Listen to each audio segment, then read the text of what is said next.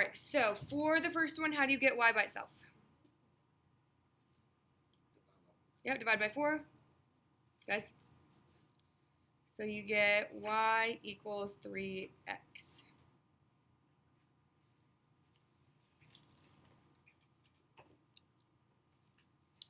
Okay, on the second one, we can't just divide by the 2 yet because we still have this chunk that needs to move over. So how am I going to get rid of the 3x?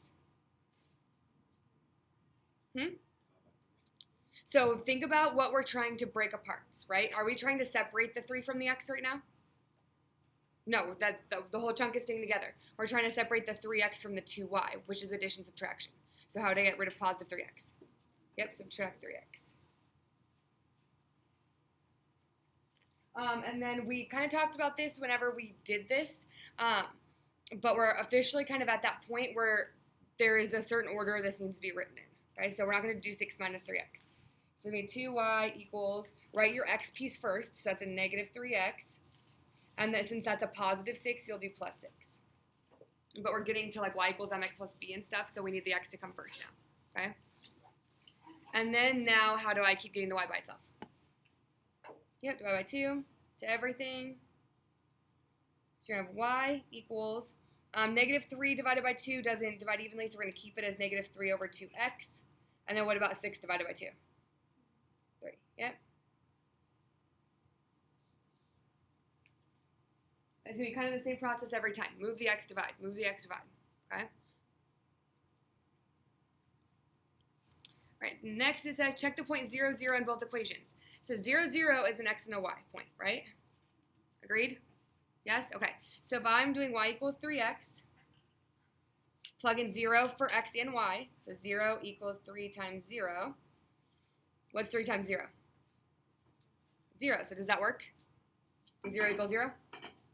Yes, so this one works. So now I'm going to check it in the other point. Y equals negative 3 over 2x plus 3. So 0 equals negative 3 over 2 times 0 plus 3. What is negative 3 over 2 times 0? 0, and then plus 3. So what's 0 plus 3? 3. Does that one work? No.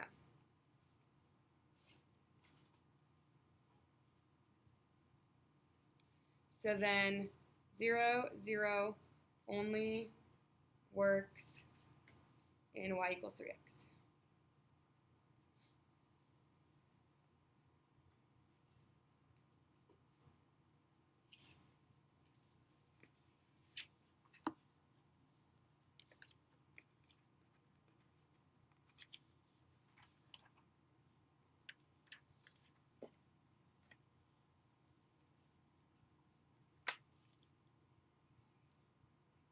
Okay, so this is something called direct variation.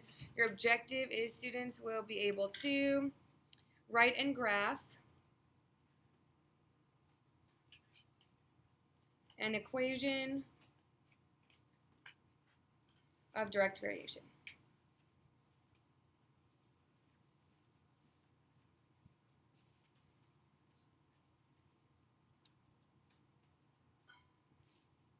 Raise your hand if you have done y equals mx plus b before. Okay, so think about this today, guys, as it's basically like y equals mx plus b, but the b, like where it's going through the y-axis, is the origin every single time. Okay, so it's always going through 0, 0 for these ones. Okay? That's why I had us check 0, 0, because it's going to relate back to that. Okay, so your equation for direct variation, your formula, is y equals k x. No plus anything, no minus anything. Okay, it has to just be y equals kx. And then k, another like little secondary equation that you'll need, k is equal to y divided by x. So if you have a point, an x and a y point, you could just do the y divided by the x, and that'll give you what the k is. All right? So k is called, what the heck? K is called the constant of variation. It's basically like your slope, but for these specific types. Okay? And I will tell you guys that these are the easiest problems on the test. They're also the ones that everybody misses because they're, unless you like remember what you're supposed to do, it's confusing, okay? So make sure that you review this. People tend to skip over this whenever they're reviewing for the test because it's so easy, but then they get them wrong on the test because they only do like half the problem, okay? So like I kind of said here, all of these are going to go through 0, 0. So if you're asked to graph these, you can do a point at 0, 0, and then just pick another x and get a y, okay? So the first types of problems are going to ask if it is direct variation or not. So you're going to get the y by itself, get it in y equals, and then compare it to this and see if it's in this form, y equals something x, okay? So for A, how would I get the y by itself? Yep, by 7. So y equals 2/7 x. So is that in y equals kx form? Yes, right? You can also tell because if you plug in 0, 0, it'll work if it's direct variation. So this is direct variation.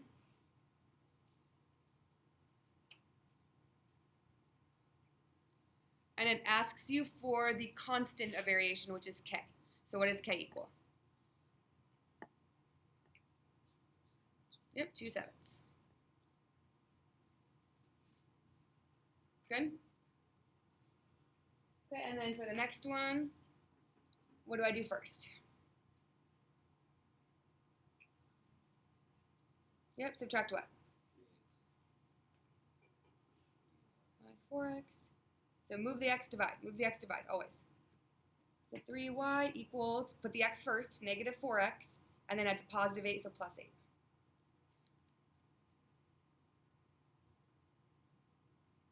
Okay, then now how do I finish it? Yep, divide by 3 to everything. So you get y equals negative 4/3 x plus 8/3.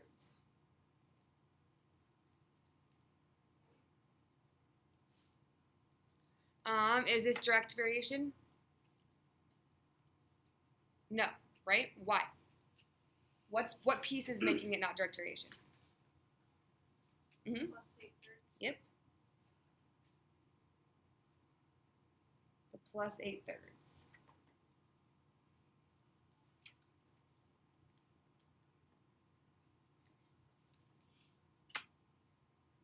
And then go ahead and do the got it.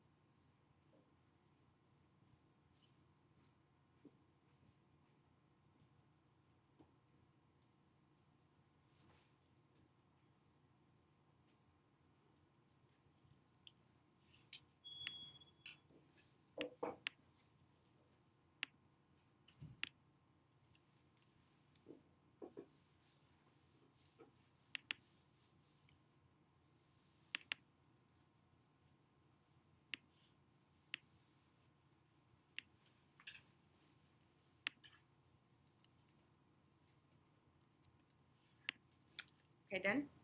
Are we done, guys? Yeah? Okay. All right. So, to get this into y equals, what do you guys do first? Yep, subtract 4x. So 5y equals negative 4x. You don't have to put plus 0. Like 0 is just nothing. Okay? Then what do you do?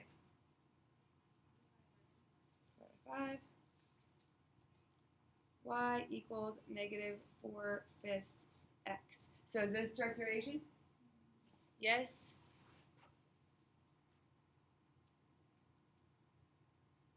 And what does k equal?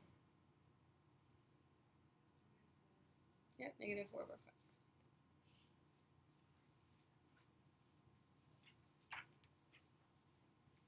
Good? Any questions?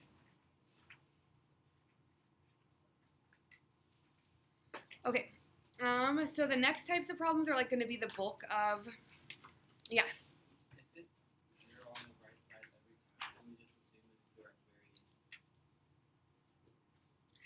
variation? No, because I don't know what they have over here. They could have like a number over here that you'd have to move over also. So yeah, I would just make it y equals, yeah, because they like to throw things like that in.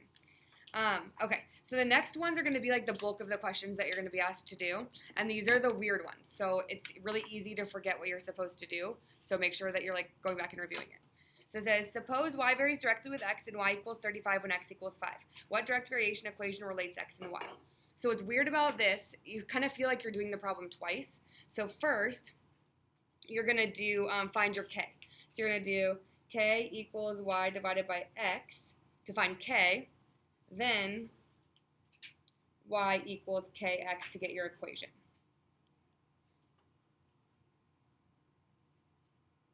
So it's like a two-part process. And also, you're ignoring these follow-up questions until you're done with the first one, okay? Ignore it.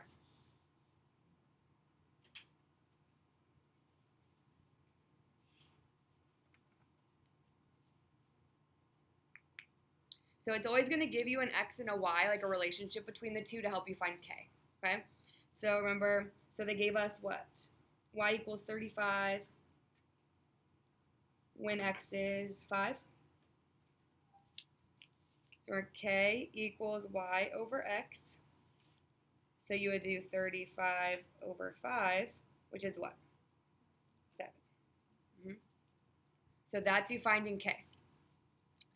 That's always where people stop on the test. Okay? They think that's their answer. It's not. You have to do the whole equation. So now that you know what k is, you go back to the whole equation, y equals kx, and plug it in. So your equation is y equals 7x.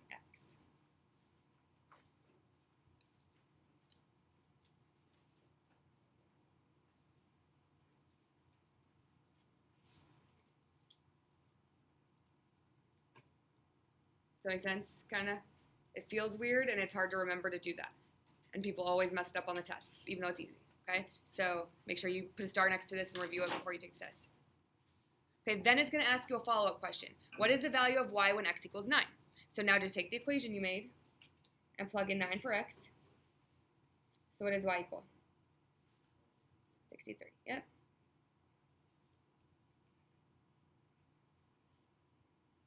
That's it.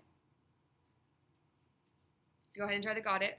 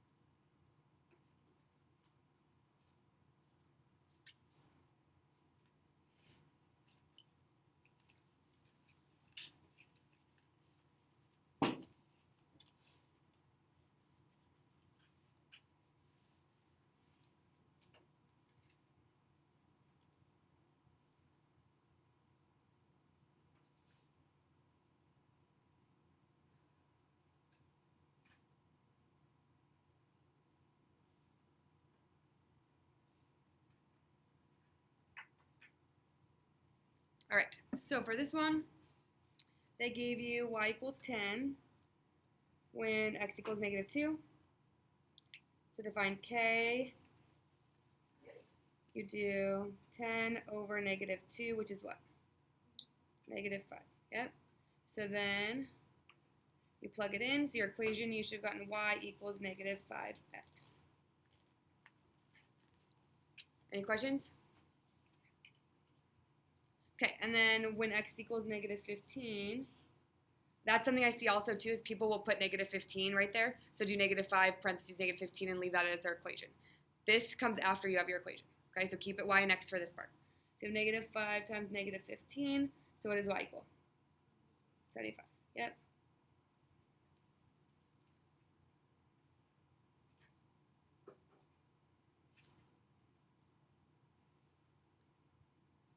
Okay. Good? Okay. We are going to get rid of these two. I don't like them. They take a very long time. They're obnoxious. And they're not going to be on the test anyway. So, like look at them. Like, I do not want them. They took like 30 minutes. Okay.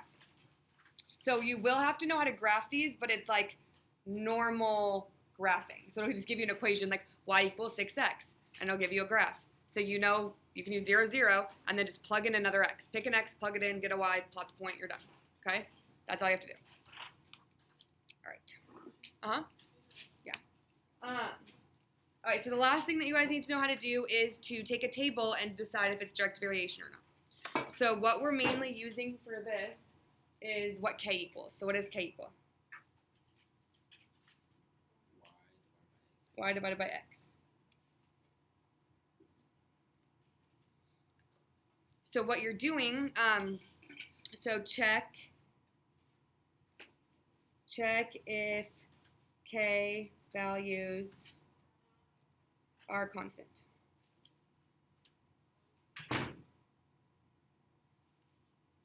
So you're going to make your way down the table.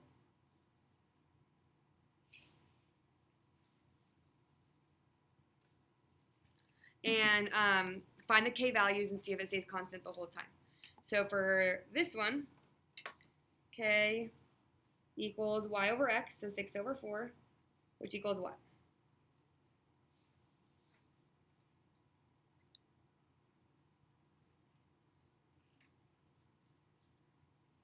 What's 6 divided by 4, guys? 1.5. K equals 12 divided by 8, which is what? Yep, 1.5. And then 15 divided by 10? 0.5. So is this direct variation? Yes, because the k is staying constant, okay? So this is direct variation. And my equation is y equals kx, right? So y equals 1.5x.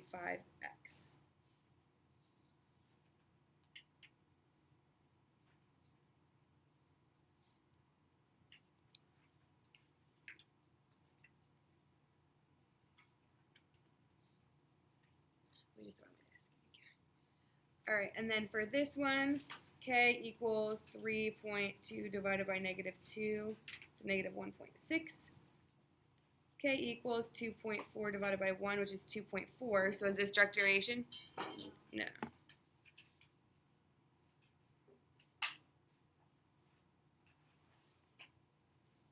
So then you just wouldn't write the equation because you can't.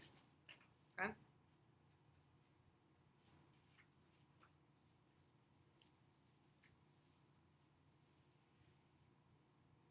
And then go ahead and do the got it.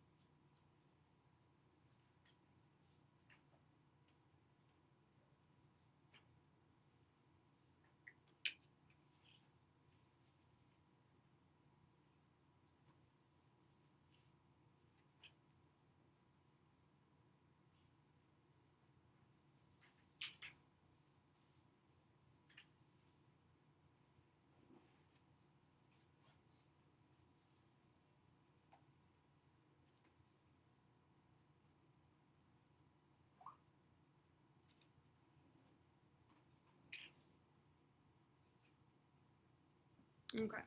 For this one, if k equals 2.25 divided by negative 3, which is what?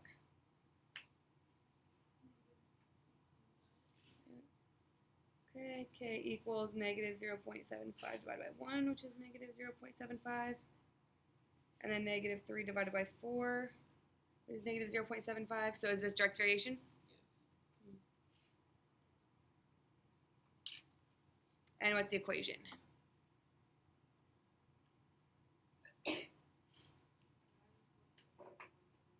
Yep. Y equals negative 0.75x.